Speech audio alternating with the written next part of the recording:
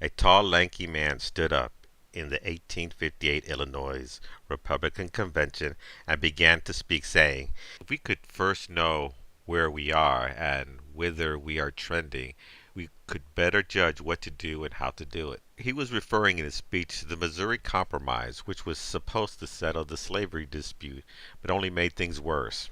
"A house divided against itself cannot stand," he intoned, quoting from the Bible, Mark 3:25, which he had been reading since childhood.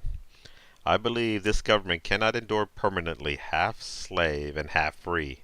I do not expect the Union to be dissolved. I do not expect the house to fall. But I do expect it will cease to be divided. It will become all one thing or all the other." Lincoln's words were prophetic, but he did not foresee the national tragedy and the personal heartache that would unfold in just a few years' time.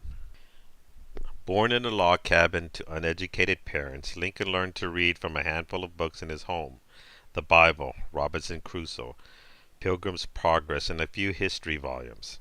As a young man, he moved to New Salem, Illinois, near Springfield, where he ran a store and a mill, split rails, surveyed, and served as the town postmaster. He also fought in a local conflict against the Black Hawk Indians and studied law. At age 25, he was elected to the state legislature, which he served for 7 years. Then he had a 2-year stint in Congress. In between his governmental responsibilities, he worked as a circuit lawyer and a public speaker. He was a popular figure in Illinois, but few people outside that region knew who he was. In the 1850s, Lincoln joined the new Republican Party, and its newness helped him rise quickly through the ranks. In 1856, he received a substantial number of votes for the vice presidential nominations, and when he stood up to speak in the 1858 convention in Springfield, he won the party's nomination to run for the U.S. Senate.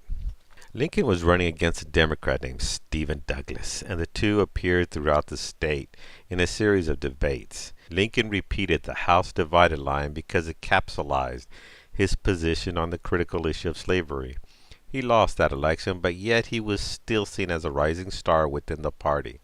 In the next 2 years, he continued to speak around the country about slavery, secession, and other issues. At the National Convention in 1860, Lincoln won the nomination of his party for the presidency, and in November he was elected the 16th U.S. President. When Lincoln was elected president, Southern states began to secede from the Union, forming the Confederate States of America.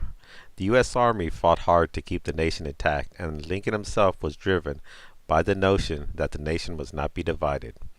On November 19, 1863, Lincoln looked over the battlefield of Gettysburg and gave the most famous speech of his life. Later he said, "When I left Springfield, I asked the people to pray for me. I was not a Christian. When I buried my son, the severest trial of my life, I was not a Christian. But when I went to Gettysburg and saw the graves of thousands of our soldiers, I then and there consecrated myself to Christ." The Confederacy surrendered in 1865, ending the 4 brutal years of fighting. 5 days later, having succeeded in holding the House together, President Lincoln was assassinated. Without a doubt, Abraham Lincoln ranks among America's greatest presidents. The crux of his greatness was his commitment to that simple Bible verse: "And if a house be divided against itself, that house cannot stand."